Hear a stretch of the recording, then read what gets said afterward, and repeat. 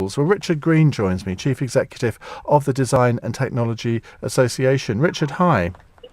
Good afternoon, Ian. Do you think that you're fighting a little bit of an uphill struggle here in promoting design, technology and all the different technical subjects in schools, where we constantly hear everyone needs to learn more English, maths, history and all the rest of it, and these sort of subjects still continue to be way down the list? Yes, there's certainly an issue to do with that in the way that the government at the moment prioritises some of the more traditional academic subjects with the EBAC accountability measures which are in schools. There is less priority given to technical, creative education, and therefore design and technology is not always seen as a priority in some secondary schools. Why is that? I think, well, it goes back to the issue on the way in which their schools are being measured in the league tables, which are published each year. And the EBAC, the performance in English, maths, science, humanities and languages, is seen as one of the priorities.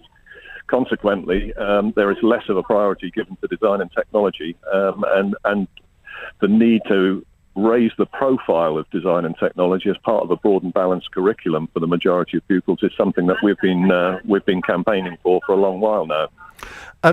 Do people, you think, are they born with a natural inclination to these subjects? And some of us find them all very, very challenging. I mean, I was useless at any metalwork, woodwork, at technical drawing. Couldn't wait till I didn't have to do them again because and sort of lots of other technical things I just don't have a natural aptitude for. Is this something that really can be learned? Well, I think you mentioned in your introduction about woodwork, metalwork, needlework and so on, that design and technology still retains the craft element of those subjects from the past. But design and technology today is a very different beast. It's a subject which is modern, it's forward-looking, it introduces modern design and manufacturing technologies, computer-aided design, 3D printing, laser cutting. But the central thread which runs through all design and technology education is children learning design thinking. That ability to identify, work their way through problems, be creative, be inventive, and to do that irrespective of the material which they're working in. And the skills which they learn, yes, in some cases it will be the starting point that takes them into a career in the creative industries or into manufacturing or engineering. But they are skills which will be important to young people no matter what career they work in. For example, I was talking at a dinner 6 months ago to a city barrister, and he said that he'd studied A-level design and technology, and it was the single most important subject that he'd done because he uses the design thinking now every day to map his way through the legal cases which he works on. Do you think we are a nation of natural innovators? Because if you look at the number of patents and sort of copyright of designs that British people have, and all the sort of major discoveries in the world over the years, not just in the scientific field, but sort of all over, we do have more than our fair share of innovators, do we not? Yes, we do.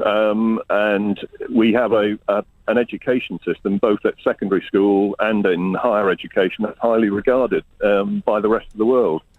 My colleague and I, we've just returned from a 4-day trip to Shanghai and Nanjing, where they recognize in China that their culture doesn't promote necessarily at school level creativity and inventiveness. They're very good at developing the technical knowledge and the knowledge base of maths and science and so on, but they then lack the ability, they lack the skills to actually apply it. And they're actually looking to countries such as the UK and the design and technology education which we provide to our young people as a way of addressing that.